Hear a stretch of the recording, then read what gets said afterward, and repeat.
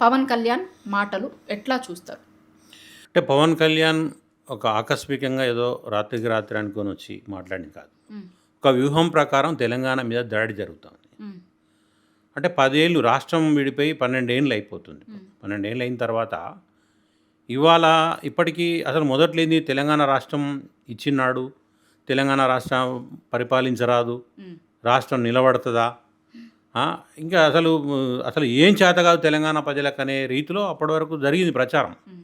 దాన్ని తిప్పికొడుతూ 12 ఏళ్లుగా తెలంగాణ తన కాళ్ళపై తాను నిలబడ్డది. తన కాళ్ళపై తాను నిలబడ్డం కాదు, దేశంకి ఆదర్శమైంది. హ్మ్. చాలా రంగాల్లో నెంబర్ 1కి వచ్చింది. హ్మ్.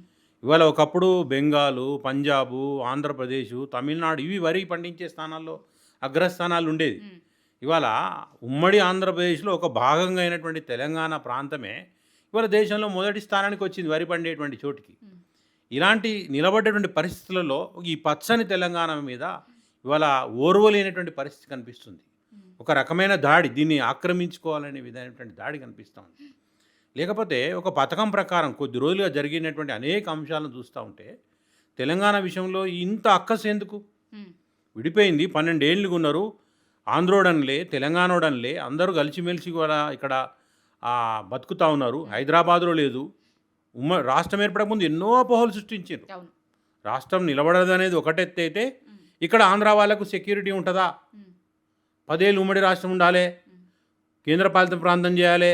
ఇట్లా ఎన్నో చేసిర్రు విభజన సమయంలో. హ్మ్. వీటన్నింటినీ పటాపంచలు చేస్తూ తెలంగాణ రాష్ట్రం ఒక అందరినీ కలుపుకోబోయేటువంటి, దేశంలో ఉన్నటువంటి ప్రతి ప్రజలను కూడా సుహృద్భావ వాతావరణంలో జీవించే విధంగా హ్మ్. ఒక ఫ్రెండ్లీ అట్మాస్ఫియర్‌లో హ్మ్. కేవలం డెవలప్‌మెంట్ ఓరియెంటెడ్‌లో మాత్రమే హ్మ్. వెళ్ళిపోయింది. రాజకీయ కక్షలు, కార్పణ్యాలకు కూడా అవకాశం లేకుండా ఈ 12 ఏళ్లలో ఉంది. హ్మ్. కానీ ఇప్పుడు ఏదో జరిగిపోయినట్టు, ఎందుకు ఇంత తెలంగాణ మమ్మల్ని కాదని ఇంత సక్సెస్ అయింది ఎందుకు అని ఓర్వలేనితనమా? హ్మ్. లేకపోతే ఈ రాష్ట్రంలో ఉన్నటువంటి అపారమైనటువంటి సహజ సంపద మాకు దక్కలేదని అక్కసా? హ్మ్. ఏదో ఒకటైతే స్పష్టంగా, లేదా రాజ్యాధికారం ఇక్కడ మేము హస్తగతం చేసుకోవాలనా? హ్మ్. ఇవాళ హైదరాబాద్ లాంటి చోట మా ఆటలు సాగట్లేవు అనేటువంటి పరిస్థితి వచ్చిందా? హ్మ్.